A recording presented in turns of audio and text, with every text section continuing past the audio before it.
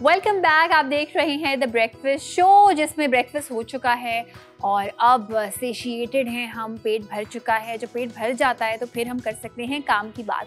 तो हम आपके साथ करेंगे काम की बात, जिसमें मैंने आपको बताया था शो के शुरू में कि वो तमाम लोग जिनको बोलने में दुश्वारी होती है, चाहे वो बचपन से हो, चाहे वो बाद में जाके डेवलप हुई हो, चाहे वो बिल्कुल ना बोल पाएँ, चाहे वो थोड़ा सा बोल पाएँ। बहुत सारे केसेस हम ऐसे भी देखते हैं जिसमें जो बच्चे होते हैं वो बचपन ही से बोल नहीं पाते, माँओं को समझ में नहीं आता है। इस बारे में हम बात करेंगे। इसके साथ साथ ऐसा भी हो सकता है कि कोई बिल्कुल परफेक्टली बोलता हो, लेकिन कोई सानेहा हो जाए, कोई स्ट्रोक हो जाए, कोई ऐसा शॉक लगे, या कोई ऐसी सर्जरी हो, कोई ऐसा एक्सीडेंट हो जाए जिसके बाद उनकी जो बोलने की सलाहियत है उससे वो महरूम हो जाएं। इन तमाम चीज़ों के बारे में आज हम बात करेंगे। तो इनके बारे में बात करने के लिए काम की बात हमें कौन बताएंगी? काम की बात बताएंगी हमें हमारी एक्सपर्ट। तो चलते हैं, मिलवाती हूँ आपको मैं हमारी एक्सपर्ट से। और स्पीच थेरेपी के बारे में बात करने के लिए आज हमारे साथ जो मौजूद हैं, इनका नाम है वजीहा फातिमा और ये हैं स्पीच लैंग्वेज थेरेपिस्ट। वेलकम करते हैं। अस्सलाम वालेकुम। Good morning to you too. Wajiha, कितनी बड़ी नेमत है कि हम बोल सकते हैं, अपनी चीज़ों को एक्सप्रेस कर सकते हैं। तो मैं जानना चाहूँगी कि अगर हम बिल्कुल फ्रॉम स्क्रैच बात करें कि कितने किस्म की दुश्वारियाँ फेस कर सकते हैं लोग when it comes to speech therapy, बोलने की सलाहियत के हवाले से। हमारे पास जो मोस्टली डिसऑर्डर्स आते हैं वो 3 कैटेगरीज में डिवाइड हो रहे होते हैं। एक स्पीच, एक लैंग्वेज एरिया और एक फ्लुएंसी, या फिर आप इसे ये कह सकते हैं कि उन्हें कम्युनिकेशन प्रॉब्लम्स भी होती हैं। तो कुछ लोग होते हैं जिन्हें टिपिकली स्पीच प्रॉब्लम होती है और उनकी लैंग्वेज एरिया बिल्कुल ठीक होता है। कुछ लोग होते हैं जिनकी लैंग्वेज में प्रॉब्लम होती है, यानी कि वो समझ नहीं पा रहे तो वो बोल भी नहीं पा रहे। और कुछ होते हैं जो समझ रहे हैं, बोल भी रहे हैं थोड़ा बहुत, लेकिन उनको समझ नहीं आ रहा कि किस सिचुएशन में मैंने क्या बात करनी है। जैसे उनकी प्रैग्मेटिक स्किल्स नहीं हैं, तो उन्हें ये नहीं पता कि खुशी के मौक़ों पे क्या बात की जाती है, या सोशल गैदरिंग्स में हम किस तरह से ग्रीटिंग स्टार्ट करते हैं, तो उन्हें कम्युनिकेशन प्रॉब्लम्स आते हैं। फिर हमारे पास एक होता है फ्लुएंसी, जिसमें बच्चे बहुत ज़्यादा स्टटर करते हैं या इंडिविजुअल स्टटर करते हैं, हकलाते हैं, बिल्कुल हकलाते हैं और तुतलाते हैं, तो वो हमारे आर्टिकुलेशन टिपिकल स्पीच डिसऑर्डर है। ठीक है। अच्छा, तो हम ज़्यादा बात करेंगे स्पीच ही के बारे में। मुझे ये भी बताइएगा कि क्या ऐसा पॉसिबल है कि बाय बर्थ वोकल कॉर्ड्स में कोई इशू हो या कोई भी ऐसा मसला हो जिसकी वजह से बोला बिल्कुल नहीं जा सकता, और क्या ऐसा भी मुमकिन है कि बच्चा या कोई भी जो फ़र्द हैं वो अच्छे सही तरीके से बोल रहे हो, कोई ऐसी चीज़ हो जाए जिसके बाद बोल ना पाए? बिल्कुल, ऐसी ट्रॉमेटिक ब्रेन इंजरीज़ हो जाती हैं जिस पे हेड इंजरी हो जाए तो लोग नहीं बोल पाते हैं, या फिर स्ट्रोक हो जाए। बहुत कॉमन है कि अगर किसी इंडिविजुअल को स्ट्रोक हो जाए तो उनको कोई ना कोई स्पीच या लैंग्वेज इम्पेयरमेंट हो जाती है। सही। तो लेकिन वो बाय द टाइम क्योर हो जाती है after doing the speech therapy sessions. तो बहुत सारे लोग उससे कूप कर जाते हैं। अच्छा, स्पीच थेरेपी की जब हम बात करते हैं तो लाइक एनी अदर थिंग हम कहते हैं कि इरादा जो है वो आपका होना चाहिए। बहुत सारे लोग परेशान भी हो जाते हैं बिकॉज थायराइड के ऑपरेशन के केसेस में भी ये देखा गया है कि अगर वो बहुत ज़्यादा डीप हो जाए और वोकल कॉर्ड अगर आपका थोड़ा सा भी इशू हो जाए तो एक पूरी लंबी स्पीच थेरेपी होती है। तो मैं चाहूँगी कि आप हमारे नाजरीन को बताएं कि स्पीच थेरेपी में एक्चुअली होता क्या है, यानी जो भी अल्फाज आप बोलते हैं उनकी साउंड क्या होती है, कितना टाइम लगता है, रिकवरी आहिस्ता आहिस्ता होती है या एकदम से हो जाती है? बेसिकली स्पीच थेरेपी एक प्रोसेस है, ठीक है, एक वे ऑफ लिविंग भी है इन अ वे कि हम किस तरह बात करते हैं, क्योंकि हम हर वक्त बात करते हैं दिन में। तो उसमें ये होता है कि कुछ लोग जो होते हैं अगर उन्हें बाय बर्थ प्रॉब्लम है तो थोड़ा ज़्यादा टाइम लगता है, जो किसी इंजरी के बाद करते हैं तो उसमें थोड़ा हमारा टाइम कम लगता है डिपेंडिंग ऑन द कंडीशंस। लेकिन इसमें एक चीज़ ये भी है कि जो बच्चे होते हैं मोस्टली अगर उनकी हम थेरेपी 5 ईयर्स से पहले स्टार्ट करते हैं तो डेफिनेटली उनके हमें बहुत अच्छे रिजल्ट्स मिलते हैं। तो जितनी जल्दी हम इंटरवेंशन की तरफ जाते हैं उतने अच्छे हमें रिजल्ट्स भी मिलते हैं। अच्छा, यहाँ पे मैं रिक्वेस्ट करना चाहूँगी वो तमाम माओं से, पेरेंट्स अगर हमें देख रहे हैं कि अगर कोई भी ऐसी डिफ़िकल्टी आपके बच्चे में आप फेस करते हैं, तो जैसे कि वजीहा ने हमें बताया कि ज़्यादा चांसेस हैं ऑफ रिकवरी, बेहतरी के ज़्यादा चांसेस हैं अगर आप जो है वो 5 साल से पहले उनको स्पीच थेरेपी की तरफ ले जाएँ। अच्छा, स्पीच थेरेपी में अक्सर हम नोट करते हैं अगर हम किसी की स्पीच थेरेपी होते हुए सुने तो कुछ बेसिक आवाज़ें होती हैं, कुछ साउंड्स होती हैं जो यूजुअली जो है ना वो वॉवल्स की साउंड। तो क्या उनको कंसिस्टेंसी से करना ज़रूरी है? Consistency is the key. आप लैंग्वेज करा रहे हैं, आप स्पीच करा रहे हैं, या जैसे आप थायराइड ग्लैंड का कह रहे हैं, तो उसकी वॉइस डिसऑर्डर्स उसमें आ जाते हैं। तो जब आपके वोकल कॉर्ड्स में कोई प्रॉब्लम होगी, कोई टेंशन होगी या फटीग होगी, तो डेफिनेटली आपको फिर वॉइस थेरेपी की तरफ जाना पड़ेगा, जिसमें ये वॉवल्स, कॉन्सोनेंट्स एंड आपकी ब्रीदिंग पैटर्न बहुत मैटर करता है। जब हम बोलते हैं तो सब कुछ ब्रीदिंग ही है इन अ वे। तो आप किस तरह सांस निकालनी है, तो उसमें हम कुछ मसल एक्सरसाइजेस कराते हैं जिससे उनके मसल टेंशन रिलैक्स हो सके और वो एक स्मूथ फ्लो में बात कर सकें। ओके, ये क्या सिर्फ उन लोगों के लिए है जो स्पीच थेरेपी की जिनको अशद ज़रूरत है, यानी कि बहुत ज़्यादा बोलने में तकलीफ है, या ये कोई भी कर सकता है जस्ट फॉर बेटर, जिसको कहना चाहिए कि आपका सेंटेंस ऐसा ना लगे कि आप बीच बीच में सांस जो है वो ले रहे हैं, कोई भी कर सकता है, या खासतौर पे वही लोग आते हैं जिनको नहीं, एक्सपर्ट की आपको ज़रूर एडवाइस लेनी पड़ती है कि किसके साथ क्या वॉइस प्रॉब्लम है, तो वो उसके हिसाब से टेक्निक्स बताता है। सारी टेक्निक्स हर एक पे नहीं काम करती, बट इन जनरली अगर आपको लगता है कि आपकी वॉइस में कोई टेंशन है, फटीग है, या वो आप ब्रीदी हो रहे हैं, आप बहुत ज़्यादा बोलते हुए, तो आप थोड़ा रिलैक्स आप करें, थोड़ा योगा करें, आप अपना वाटर इनटेक अच्छा रखें, ताकि आपके जो है ग्लैंड्स जो हैं वो बिल्कुल सेट रहें, यानी कि वो इतने ड्राई ना हो कि आपको प्रॉब्लम हो बोलने में। ओके, ये भी एक फैक्टर है। बच्चों, आपके पास आई एम श्योर बहुत सारे पेशेंट्स आते होंगे इस किस्म के डिफरेंट मसलों के साथ। कोई ऐसे पेशेंट बगैर ऑफ कोर्स उनका नाम लिए, आप उनकी कोई स्टोरी बताना चाहेंगी, सक्सेस स्टोरी, कि कितना उन्होंने कितने % इम्प्रूव किया और किस प्रॉब्लम के साथ? अच्छा, वैसे ज़्यादातर जो मेरे पास बच्चे आते हैं वो बिल्कुल नॉन वर्बल आते हैं, ठीक है, तो विद इन 4 to 6 मंथ वो बिल्कुल वर्बल हो जाते हैं। कुछ बच्चे उनमें ऐसे हैं जो सेंटेंसेस पे भी चले जाते हैं, और ज़्यादातर की स्पीच ऐसी है जो काफ़ी हद तक फंक्शनल है। फंक्शनल इन अ वे कि वो जब चीज़ देखते हैं तभी उसका नाम लेते हैं, वो ऐसे ही नहीं इको बैक कर रहे होते, वो क्वेश्चन समझते हैं फिर उसका बैक एंड फोर्थ कम्युनिकेशन करते हैं। तो ज़्यादातर नॉन वर्बल बच्चे मेरे पास तो अल्हम्दुलिल्लाह हो जाते हैं वर्बल। जहाँ तक बात आती है जैसे जेनेटिक कोई कंडीशन आ गई, जैसे स्टटरिंग आ गई, वो फिर थोड़ा सा ज़्यादा टाइम लेती है।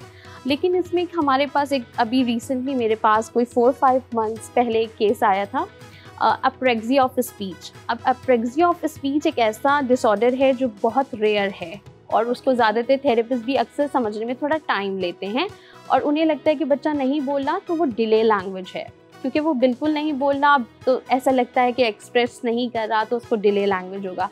हाउएवर वो एक मोटर प्लानिंग डिसऑर्डर होता है जिसमें बच्चे को पता है कि उसने क्या बोलना है, ठीक है, बट उसका ब्रेन उसके साथ कोऑर्डिनेट नहीं करा कि वो फ्लो में बात कर सके। So after I think 4-5 month से वो थेरेपी ले रहा है, अब वो 1 वर्ड पे आ गया है जो बिल्कुल नहीं बोल रहा था। इनफैक्ट उसकी मोटर प्लानिंग इतनी ऑड थी कि वो चीज़ें सही से लगा भी नहीं पाता था। दैट्स हाउ आपको समझ में आया कि यहाँ मसला है, क्योंकि यही मैं आपसे पूछने वाली थी कि आपने आइडेंटिफाई कैसे किया? कोई टेस्ट होते हैं? जी बिल्कुल, हमारे कुछ प्रोटोकॉल्स होते हैं, फॉर्मल असेसमेंट्स भी होती हैं, इनफॉर्मल असेसमेंट्स भी होती हैं। बच्चों के साथ हम ज़्यादातर प्रेफर करते हैं कि हम इनफॉर्मल असेसमेंट्स रखें, जिसमें हम पेरेंट्स से केस हिस्ट्री लें, क्योंकि वो हमें 80% बात समझा देती है कि बच्चे के साथ क्या प्रॉब्लम है। जैसे अप्रेक्सिया को डायग्नोज करते हुए अगर थेरेपिस्ट पूछेगा कि नहीं बोलता, तो फिर उसे लगेगा कि ये स्पीच या लैंग्वेज डिसऑर्डर है, शायद डिले है। बट अगर आप उनसे बड़ी टिपिकल क्वेश्चंस करें और बहुत पर्टिकुलर रहें, जैसे आप उनसे पूछें कि क्या ये बोलने के लिए विलिंग भी होता है, वहाँ आपको एक साइन मिलता है कि हाँ विलिंग तो बहुत होता है, दैट मीन्स कहीं ना कहीं वो बच्चा जानता है कि उसे क्या कहना है। फिर आपका थोड़ा सा असेसमेंट उस तरफ चली जाती है कि आप अप्रेक्सिया के और साइन एंड सिम्टम्स को आइडेंटिफाई करें, उसके टेस्टिंग प्रोटोकॉल्स को देखें कि कितनी दफ़ा ऐसा होता है, कुछ उसकी फेवरेट साउंड तो नहीं है जो वो हर वक्त बोलता है, क्योंकि उसको वही बोलनी आती है तो वो बार बार वही बोलता है और उसी साउंड के थ्रू वो कम्युनिकेट करता है। ओके, अच्छा वजिया, पेरेंट्स की जब हम बात करते हैं तो पेरेंट्स बहुत प्रोटेक्टिव होते हैं अपने बच्चे के लिए। हमने देखा है कि अगर हम पुराने ज़माने से इस टाइम कंपेयर करें, अगर हम स्पीच इम्पेयरमेंट की बात ना भी करें, तो अब बच्चे थोड़ी सी देर से बोलना शुरू हुए हैं। सोशल मीडिया, जॉइंट फैमिली इतनी नहीं है, लोग यूजुअली कहते हैं। सो पेरेंट्स बहुत डिफेंसिव हो जाते हैं अगर कोई उनको ये बताने की कोशिश करे कि ये चीज़ नॉर्मल नहीं है, आपके बच्चे को इस वक्त तक इतना तो बोलना चाहिए। सो आप क्या कहेंगे कि कहाँ पे एक अलार्मिंग साइन होना चाहिए एक पेरेंट के लिए कि कोई उम्र है या कोई ऐसी चीज़ है बच्चे में कि उनको समझ आ जाना चाहिए that this kid needs help? देखिए माइलस्टोन सब कुछ है, हर बच्चा अपने माइलस्टोन के थ्रू हर चीज़ अचीव करता है, जैसे अपनी नेक होल्डिंग, अपनी क्रॉलिंग। तो अगर पेरेंट्स को लगता है कि 18 मंथ्स हो गए हैं और 18 इयर्स ओल्ड का है मतलब बच्चा, और वो बिल्कुल कोई साउंड नहीं निकाल रहा, या अपनी मामा या बाबा को नहीं पहचान रहा, या फिर पानी नहीं मांग रहा, या वन वर्ड नहीं कम्युनिकेट कर रहा, तो then that is a red flag. तो वहाँ पे कोशिश करनी चाहिए कि आप किसी स्पीच थेरेपिस्ट से एक कंसल्टेशन ज़रूर लें, और आप वैसे भी उसके माइलस्टोन चेक करते रहें। जैसे 2 साल के बच्चे यूजुअली 2 वर्ड्स कंबाइन करके बोल लेते हैं, तो वो वर्ड को यानी कि एक साथ ज्वाइन करके बोल पा रहे हैं। आप वो देखें, अगर 18 मंथ्स पे आप डायग्नोज नहीं कर सके तो 2.5 पे आप डायग्नोज करें। अगर 2.5 पे बच्चा बिल्कुल नॉन वर्बल है तो डेफिनेटली उसको स्पीच थेरेपी की हेल्प चाहिए। सही। 1.5 साल जो आपने कहा, 18 मंथ्स, 1.5 साल, तो 1.5 साल से पहले ही माएँ एक्सपेक्ट करती हैं कि 9 महीने की उम्र में या 10 महीने में वो कुछ मामा बाबा इस तरह कुछ बोलने लगे। कुछ पहले बोलते हैं, कुछ बाद में बोलते हैं। तो आप क्या सजेस्ट करेंगी एज ए थेरेपिस्ट कि अगर वो ऐसा कुछ नहीं बोल रहा तो 1.5 साल से पहले भी दिखाने में कोई बुराई नहीं है, because it's better to be safe, और बजाय इसके कि आप कर सकते हैं। अगर आपको ज़रा सा भी लग रहा है कि इसके अंदर आपको कोई रेड फ्लैग साइन दिख रहा है तो एटलीस्ट आप थेरेपिस्ट से बात करें और उसको अप्रोच करने की कोशिश करें। बहुत सारे केसेस ऐसे आते हैं जहाँ मदर्स जो हैं वो थोड़ा सा ज़्यादा कंसर्न हो रही होती है और अभी उस साउंड या उस वर्ड या उस स्टेज की अभी वो भी नहीं आई होती, माइलस्टोन एज भी नहीं आई होती। तो वहाँ पे फिर हम पेरेंट्स को गाइड करते हैं कि आप घर में ये स्ट्रैटेजीज करें, इसको स्पीच थेरेपी सेशंस की नीड नहीं है। सही सही। अच्छा, हमारे पास ब्रेक पे जाने का टाइम है। जब हम ब्रेक से वापस आएंगे 2 और बहुत इंपॉर्टेंट चीज़ों के बारे में हम वजह से सवाल करेंगे। एक तो ये है कि जो बच्चे हकलाते हैं क्या ये साइकोलॉजिकल भी है, किस तरह से इन पे काम किया जाता है, और इसके अलावा तोतले जो बच्चे होते हैं वो काफ़ी अर्से तक ऐसा ही रहता है, तो उसके बारे में क्या किया जा सकता है, वजह बताएंगी। आप लोगों के सवाल भी हम शामिल कर सकते हैं अगर कुछ पूछना चाहें। आज हम बात कर रहे हैं स्पीच से रिलेटेड जितने भी इश्यूज होते हैं उनके बारे में। ब्रेक से पहले भी हमने जो है वो काफ़ी सारी चीज़ें डिस्कस की। एक चीज़ होती है हकलाना, एक चीज़ होती है तुतलाना। सो मैं वजह से जानना चाहूँगी कि जो लोग थोड़ा सा जिसको हम कहते हैं तोतले होते हैं, कभी एस में प्रॉब्लम होती है, कभी टी की साउंड में प्रॉब्लम होती है, चाहे वो बच्चे हों चाहे वो बड़े हों, तो उसको मुझे ये बताइएगा वजह कि आइडेंटिफाई तो खैर सभी कर सकते हैं बिकॉज सब सुनते हैं, मगर क्या वो सॉल्व हो सकती है?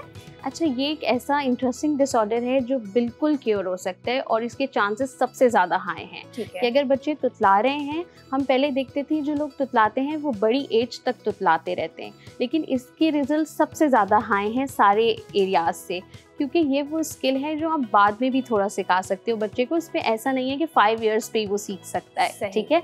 बस ये है कि जितना बड़ा हो जाएगा उतना पैटर्न स्ट्रांग हो जाएगा गलत बोलने का, जैसे कैट को टेट कहने का, ठीक है, अपनी ज़बान को सही ना इस्तेमाल करने का। बेसिकली बच्चे तुतलाते हैं या लोग तुतलाते हैं क्योंकि वो अपने आर्टिकुलेटर्स सही से यूज़ नहीं करते, यानी कि अपने जॉ, अपनी टंग, अपना माउथ, सही है, अपना सॉफ्ट पैलेट। तो उनको नहीं पता होता किस साउंड के लिए मैंने कहाँ ज़बान लगानी है, कहाँ टंग रोल करनी है, जैसे आर में करनी है।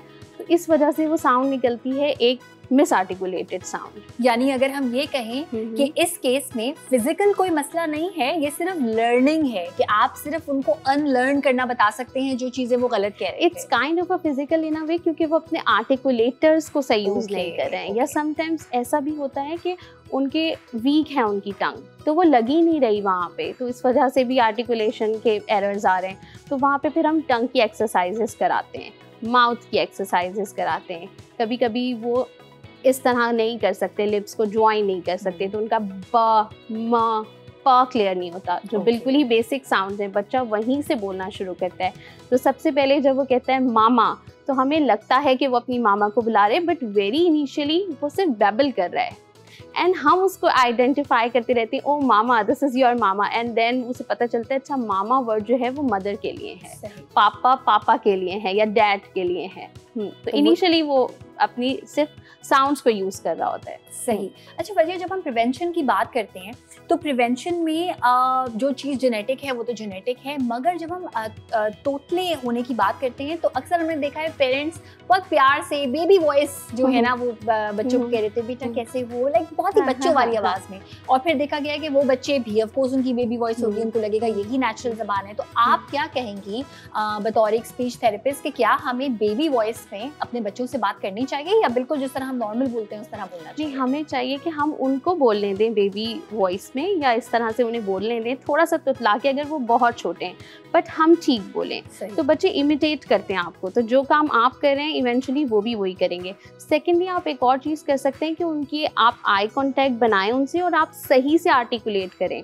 बैट, बैट, बैट आप 2-3 दफ़ा उनके साथ रिपीट करें, इवेंचुअली उन्हें पता चल जाएगा कि वो जो बोल रहे हैं उसमें थोड़ा सा डिफरेंस है, और फिर वो ट्राई करेंगे अपने आर्टिकुलेटर्स को। ओके, ये बड़ी एक अच्छी टिप है कि आंखों का और लिप्स का जो एक कोऑर्डिनेशन है वो देखेंगे, समझेंगे। अब वजिया कोई ऐसी एक्सरसाइजेस जो कि हम अगर तुतलाने की खास बात करें कि या तो आप हमें वो एक्सरसाइजेस बताएं कि हमें पता चले कि हम नॉर्मल हैं या नहीं हैं, या फिर अगर हमें पता है कि तुतला रहे हैं तो उसको फिक्स करने के लिए कुछ शेयर करना चाहेंगे? अच्छा, ये आर्टिकुलेशन में ये होता है कि साउंड पे डिपेंड करता है, आप किस साउंड में आप तुतला रहे हैं, ठीक है। तो अगर आप ब में तुतला रहे हैं लेट्स सपोज, तो आप होल्ड करें अपने लिप्स को, उसके लिप्स को बंद करवाएं। ओके। कोई पेंसिल भी आप बीच में लगा सकते हैं, कोई भी आप टंग डिप्रेसर लगा सकते हैं कि उसके लिप की होल्डिंग अच्छी हो जाए। तो घर में आप ये 3-4 दफ़ा करा सकते हैं अगर आपको लग रहा है कि उसकी ये वाली साउंड्स ठीक नहीं है। अगर आपको लग रहा है उसका एस ठीक नहीं है, तो आप सबसे ज़्यादा उसको दिखाएंगे कि आप अपने टीथ को ज्वाइन करेंगे, क्योंकि यूजुअली बच्चे इसमें टंग रखते हैं बीच में, अपने टीथ के दरमियान में टंग लगा देते हैं, तो वो साउंड बिल्कुल अलग होके बिल्कुल अलग ही साउंड करती है। अच्छा, ठीक है। और ये हमें टंग नहीं करना इसमें? हाँ, टंग हमने पीछे रखनी है और हमें टीथ ज्वाइन करने हैं। तो हम से स्टार्ट करते हैं, फिर हम इसके अंदर वॉवेल्स ऐड करते हैं, जैसे स, सी, से, सो, एंड देन फिर ग्रेजुअली हम दूसरे सिलेबल्स पे जाते हैं, फिर वर्ड्स पे जाते हैं, फिर सेंटेंसेस पे जाते हैं, इस तरह से होता है। बट इन जनरल अगर किसी को कोई और टाइप की भी स्पीच डिसऑर्डर है तो सबसे अच्छा है कि आप उनसे बबल्स ब्लो करवा सकते हैं। आप उनसे बबल ब्लो कराएंगे तो उनका एयर फ्लो अच्छा होगा, ब्रीदिंग पैटर्न उनका अच्छा हो जाएगा। अगर आपको लग रहा है कि बच्चा टंग ऊपर नहीं लगा रहा है, जैसे ट बोलने में लगाते हैं, तो आप कोई हनी ले सकते हैं, आप कोई चॉकलेट मेल्ट करके ले सकते हैं थोड़ी सी, और आप उसके ऊपर लगा सकते हैं हार्ड पैलेट पे, और देन वो लिक करेगा तो उसकी टंग वहाँ टच होगी। जब टच होगी तो इवेंचुअली आप उसे ट करा सकते हैं। बिकॉज अगर आप ऐसे अभी नोट भी करें कि अगर आप त बोल रहे हैं तो टंग ऊपर नहीं लग रही है, आपकी टीथ के बिहाइंड है। बिल्कुल। अच्छा, एस वाला भी मैं चाहूंगी कि मैं अगर ट्राई करूं फॉर एवरीबॉडी टू अंडरस्टैंड कि एस वाले में आपने कहा था कि टंग बीच में नहीं होनी चाहिए, राइट? तो अब मेरी टंग मैंने जानबूझ के इस तरह से किया कि वो एक तोतला आवाज आए, और जब मैंने टंग का इस्तेमाल नहीं किया तो स, विच इज नॉर्मल। देखिए, होता ये कि हम क्योंकि ठीक बोल रहे हैं तो हमारा बहुत अच्छा कंट्रोल है हमारे आर्टिकुलेटर्स पे। फा हम हमेशा टीथ आउट करके नहीं बोलते, हम फ्लावर भी बोल देते हैं बहुत जल्दी से, तो हमारा बहुत अच्छा कंट्रोल है आर्टिकुलेटर्स पे। मगर जिनके साथ ये प्रॉब्लम है उनकी प्रॉब्लम ही आर्टिकुलेटर्स है, तो वहाँ हमें फोकस करना होता है कि जो साउंड जैसे बोली जाती है आप वैसे ही बोलें। मैं बहुत सी साउंड्स कह सकती हूँ विदाउट इस पैटर्न को फॉलो किए बगैर, क्योंकि मेरा बहुत अच्छा कंट्रोल है। तो हम बहुत ग्रेजुअली ये चीज़ें स्पीच लैंग्वेज की लर्न कर लेते हैं, लेकिन जिनको मसला आता है फिर वहाँ हमें हर चीज़ को डिवाइड करके और प्रॉपर अटेंशन देके करानी पड़ती है। सही। अच्छा वजिया, आपने ब्रेक में ये भी कहा था, मैं चाहूँगी इस चीज़ को हम हाईलाइट करें कि एक डिफरेंस है स्पीच में यानी कि बोलने की सलाहियत में, और लैंग्वेज में यानी कि समझने की सलाहियत में। तो किस तरह से माँ बाप को किसी थेरेपिस्ट के पास ले जाने से पहले ये समझ आ जाना चाहिए कि इस बच्चे को लैंग्वेज में डिफ़िकल्टी हो रही है या इसको स्पीच में डिफ़िकल्टी हो रही है? अच्छा, देखिए, यूजुअली ये मिथ है कि स्पीच थेरेपिस्ट जो है वो ज़्यादातर स्पीच एरिया को ही कवर करते हैं, और लैंग्वेज हम घर में भी सिखा सकते हैं या स्कूल जाके सीख लेगा, which is in a way correct भी है कि आप उन्हें बता सकते हैं कि इस चीज़ को क्या कहते हैं, इस चीज़ को क्या कहते हैं, लेकिन फिर भी ये इतना कॉम्प्लेक्स है कि आपको एक स्पीच थेरेपिस्ट की हेल्प चाहिए होगी उसकी लैंग्वेज प्रॉपर डेवलप करने के लिए। अदरवाइज ज़्यादातर बच्चे ऐसे हैं अराउंड द ग्लोब जिनको लैंग्वेज प्रॉब्लम है और वो डायग्नोज नहीं होते, और लेटर उन्हें स्कूल में बहुत प्रॉब्लम आती है, क्योंकि मैथ्स में भी अगर कॉम्प्रीहेंशन आ रही है तो इट्स ऑल अबाउट लैंग्वेज। जब तक आप उस कॉम्प्रीहेंशन को समझोगे नहीं तो हाउ यू कैन आंसर। ठीक है, एक तो ये। दूसरा जो स्पीच डिसऑर्डर है वो ऐसे डिफरेंट है, speech is related to motors या फिर साउंड, ठीक है, एंड लैंग्वेजेस के साउंड भले वो बोल रहे हैं आ ऊ, बट उसको पता नहीं है कि इस चीज़ को क्या कहते हैं, या इस एप्पल को एप्पल कहते हैं, या ये रेड इन कलर है, इस तरह की बातें उसको समझ नहीं आ रही। ज़्यादातर जिन बच्चों को लैंग्वेज प्रॉब्लम होती है उनको फिर सोशल एंग्जाइटी आती है, वो लोगों में नहीं रहना चाहते, वो उनसे नहीं मिलना चाहते, क्योंकि उन्हें कम्युनिकेशन बैरियर आ रहा है एंड दे नो इट कि हम थोड़ा सा प्रॉब्लम हो रही है हमारे लिए बोलना और एक्सप्रेस करना अपनी नीड्स। उनमें कभी कभी हाइपर एक्टिविटी ज़्यादा होती है, बिहेवियरल इश्यूज़ होते हैं। अगर आप किसी पेरेंट्स को लगता है कि मेरा बच्चा मेरी बात नहीं सुन रहा, तो वो एक इम्पॉर्टेंट पॉइंट है कि वहाँ पे आप समझ सकते हैं कि इसको कोई लैंग्वेज प्रॉब्लम हो सकती है। बिकॉज अगर स्पीच होगी तो कहीं ना कहीं वो कुछ ना कुछ ट्राई कर रहा होगा या पॉइंट करके बता रहा होगा कि मुझे ये चाहिए। समटाइम्स ऐसा भी होता है। ओके वजिया, जितने भी लोग आपके पास आते हैं स्पीच थेरेपी के मसले को लेकर, उनमें से सबसे ज़्यादा परसेंटेज किनकी है जो कि सक्सेस स्टोरी? और ये मेरा पूछने का मकसद ये भी है कि कभी कभी ऐसा होता है कि आप के बच्चे में कोई चीज़ है और आप कहते हैं कि क्या फ़ायदा कहीं ले जाने का, क्या पता सही हो ना हो, तो आप हमें बता सकती हैं कि क्या रेशो है हर चीज़ में सक्सेस का जब हम स्पीच डेफिशिएंसी? सबसे ज़्यादा आर्टिकुलेशन, यानी कि अगर बच्चे तुतला रहे हैं और सही टाइप पे आप उनको थेरेपी दे देते हैं तो वो तो बहुत जल्दी इससे बाहर आ जाती हैं, इस स्टेज से। फिर उसके बाद ऑटिस्टिक बच्चे हैं, उनको लैंग्वेज प्रॉब्लम होती है, उन्हें कम्युनिकेशन प्रॉब्लम होती है, उनका रेशो भी काफ़ी हाई है। अगर माइल्ड टू मॉडरेट ऑटिज़म है, यानी कि इतना सिवियर नहीं है, तो वो भी कम्युनिकेशन स्किल्स डेवलप कर सकते हैं। और हमारे पास बहुत ज़्यादा क्लाइंट्स इस उसमें आते हैं जिनको ऑटिज़म होता है या कोई और न्यूरो डाइवर्स उनकी रेंज होती है, तो उसमें स्पीच और लैंग्वेज दोनों की नीड होती है उन्हें, और उनकी सक्सेस भी ज़्यादा है बिकॉज उनको वो टिपिकल वे में नहीं सीख पाते, तो वो थेरेपी के थ्रू ही सीखते हैं। ठीक है, अगर स्पीच थेरेपी के लिए आपके पास कोई आता है और आप आइडेंटिफाई करती हैं कि इसको और कोई इशू नहीं है, सिर्फ इमोशनल रीज़न यानी एंजाइटी से हो सकता है जब वो सोशल गैदरिंग में जाता है, तो क्या इस चीज़ को माँ बाप किसी तरह मॉनिटर कर सकते हैं कि इसको और कोई मसला नहीं है, सिर्फ जब ये एंग्शियस होता है तो ये सही से बोल नहीं पाता? अच्छा, इसमें हमें फिर थोड़ी सी साइकोलॉजिस्ट की भी हेल्प लेनी होती है, क्योंकि हम एक प्रोफेशनल को अपने साथ मिलाएंगे जो ये डिसाइड करे कि क्या आया इसको साइकोलॉजिकल प्रॉब्लम है या ये जस्ट हमारी अजम्पशन है, तो हमें प्रॉपर उसका डायग्नोसिस लेना होगा। लेकिन अगर उसको ऐसी सोशल एंग्जाइटीज़ हैं तो हम हमेशा पेरेंट्स को एडवाइस करते हैं कि वो ज़्यादा से ज़्यादा उसे सोशल गैदरिंग्स में लेके जाएं, उसको पार्क लेके जाएं, उसके घर पे कुछ ऐसी अरेंजमेंट करें जिसमें उसके हम उम्र लोग आएँ, ताकि वो उनसे इंटरेक्ट करें। ज़्यादा से ज़्यादा उसे अपॉर्चुनिटीज़ दें बोलने की, कि अगर उन्हें लग रहा है कि ये चीज़ मांगता है तो कोशिश करें वो थोड़ी ऊपर रख दें, उसकी अप्रोच से बाहर रखें, ताकि वो उसके लिए आए, डिमांड करे, कम्युनिकेट करे और आपके लिए अपॉर्चुनिटीज़ डेवलप कर सकें आप उनके लिए। ये बहुत अच्छी टिप्स एंड ट्रिक्स थी, और कुछ टिप्स एंड ट्रिक्स में चाहूँगी आप हमें इस बारे में भी बताएं कि अगर सिर्फ लैंग्वेज का प्रॉब्लम हो और आप बच्चों के वोकैब बढ़ाना चाहते हैं, तो इसके लिए कोई टिप्स ऐसी हैं कि किस तरह से बच्चे की वोकैब अच्छी हो? बिकॉज यूजुअली तो यही होता है, जो माँ बाप बोलते हैं बच्चा वही बोलता है। अक्सर बच्चा कुछ एम्बैरेसिंग बात कह देता है और माँ बाप जो है वो शर्मिंदा हो जाते हैं कि तो हम एक दूसरे को कहते हैं जो कि बच्चा ऐसे बोल रहा है। तो क्या टिप्स देना चाहेंगी वोकैबुलरी में इजाफा? वोकैबुलरी के लिए सबसे अच्छा है कि हम स्टोरी बुक्स को कराएं, ठीक है। और जनरली जो पेरेंट्स हैं, जो टीचर्स हैं, जो भी उसके घर की सराउंडिंग है, वो बच्चे से ज़्यादा बात करें। और थोड़ा सा स्क्रीन टाइम कम होना चाहिए, क्योंकि जब आप स्क्रीन देखते हो तो आप एक वन वे कम्युनिकेशन सीखते हो। दो कि वो वोकैबुलरी इंक्रीज़ करता है, बट वो फिर भी एक वन वे कम्युनिकेशन है, तो वहाँ पे सब कुछ दूसरा ही बोल रहा होता है और आपको अपॉर्चुनिटी नहीं मिलती बोलने की।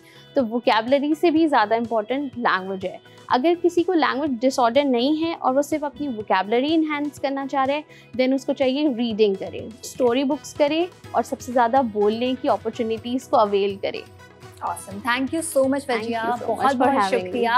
और मैं एक जो है वो मैसेज ये भी देना चाहूँगी कि जब आप बच्चे की वोकैबुलरी को जैसे इजाफा करना चाहते हैं, तो मेरी मदर मेरे साथ बचपन में ही कहती थी, वो कहती थी अब मैंने स्टोरी सुना दी, अब आप मुझे स्टोरी सुनाएं। तो कभी कभी बच्चे से भी स्टोरी सुन ले जनाब। एंड आई होप कि अगर कोई भी हेल्प हो पाई हो आपको हमारे सेगमेंट से, हमें खुशी होगी।